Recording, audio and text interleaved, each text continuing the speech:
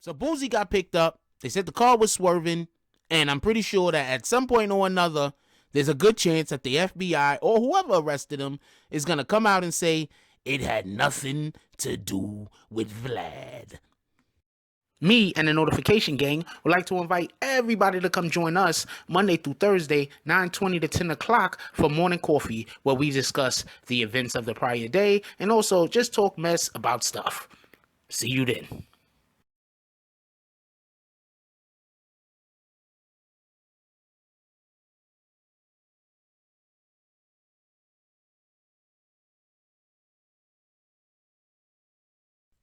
BBN, Jack Frost. What's up, party people? Alright, so yeah. So apparently, for everybody that don't know, Boosie Badazz, yes, that Boosie, he was arrested the other day. He wasn't arrested alone. For everybody that don't know, he was arrested with Antonio Allen. For everybody who don't know who Antonio Allen is, he's an ex-NFL football player. He actually was a defensive back for the New York Jets. So they were arrested yesterday. And before we go any further, please, people, stop trying to act like every time somebody goes on Vlad, they get like Vlad gets them in trouble. Now, was Boosie Badazz recently on Vlad a couple of times? Yeah, he was. Absolutely. But these particular charges are a drug and a gun bust. Now, this is something that I would say. It seemed to me like there's a good chance that people go on Vlad and then the police starts following them. Okay, so basically, this is what happened. Boosie and Antonio Allen, they're driving in a car. I believe Boosie was driving. The cops stopped them. The cops say that they saw them swerving.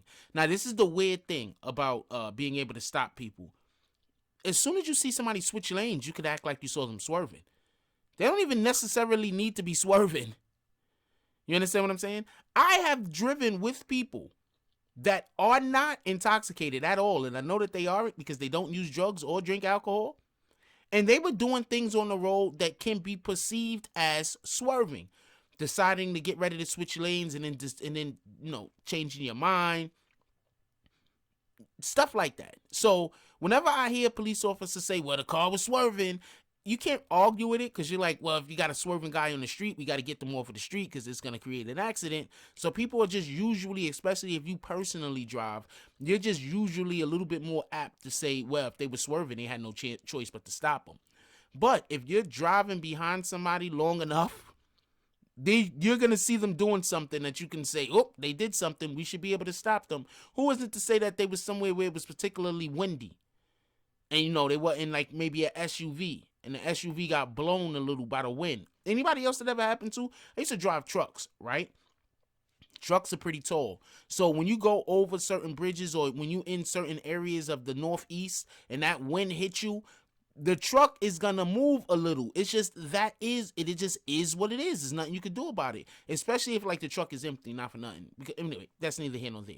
So the police say that they saw them swerving, so they decided to stop them.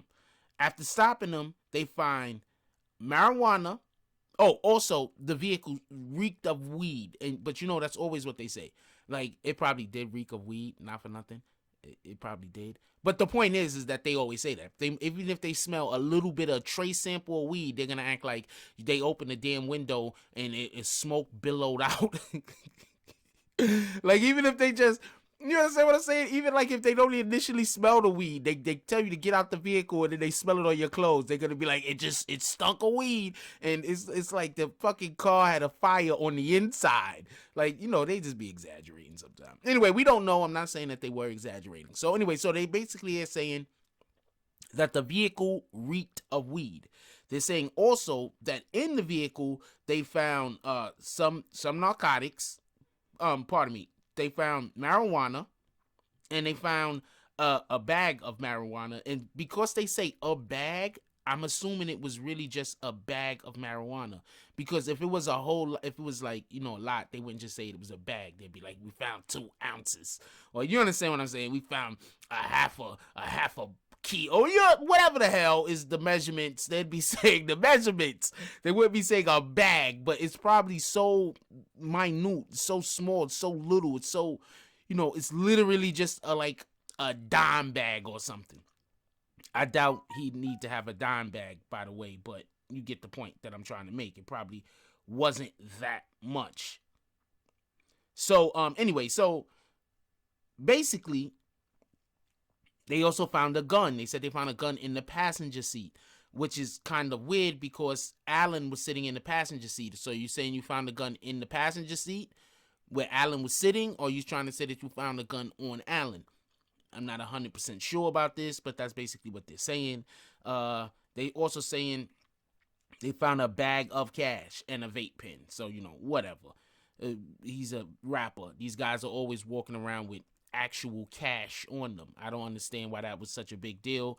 Maybe they just trying to up his street cred. Like, yeah, Boosie, we found, like, when we stopped him, he had like 50 G's on him. I'm saying? Like, they trying to up his secret and fucking police. You don't never know, man. You don't never know.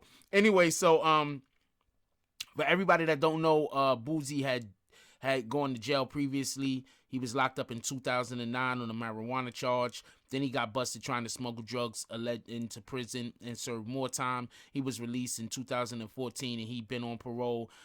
And he had been on parole until 2018. Just for everybody that don't know. Yo, remember when Boosie first got off parole and he made sure he smoked that weed like right online or some shit? He was like, I've been waiting.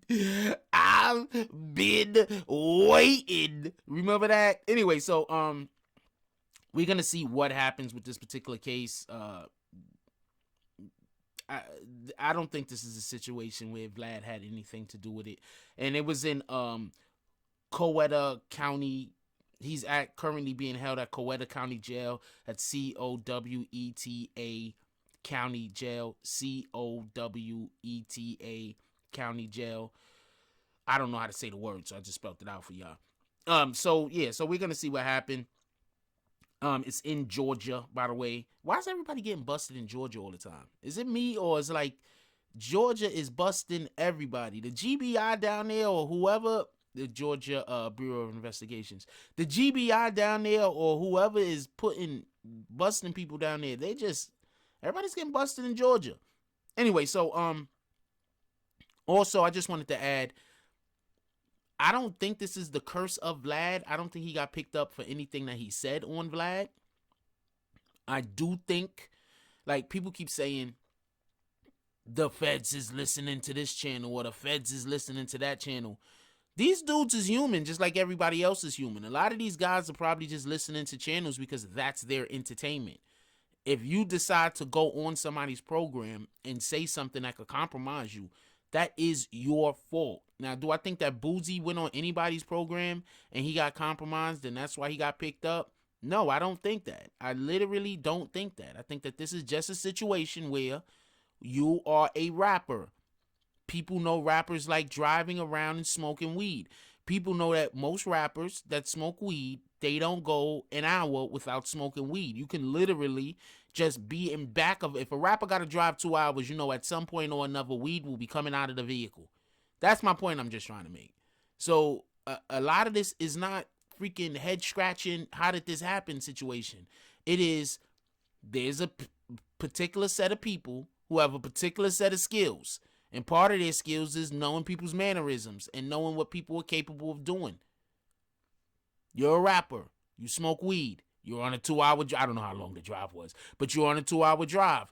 There's a good chance at some point during that 2-hour drive, you're going to smoke weed. I don't know what to say. Anyway, so let me know what y'all guys think down below. Especially about everybody blaming Vlad. Like, I don't understand why everybody's blaming Vlad for this particular situation, but whatever. Let me know what y'all guys think. Leave it down in the comments. Like, comment, subscribe. Join the notification gang. Hashtag Bronx Bombers. Let's get it. I love y'all. Take care of each other. Hug the kids for me. I haven't forgotten about you. And that's all I got on this one. I'm out. If you like this video, please hit the like and subscribe button. If you would like to help dictate the direction that this channel takes, please leave a comment. All comments are appreciated, whether positive or negative. Thank you very much, and enjoy your day. And remember, positive thoughts cause for positive things to happen. Let's get it.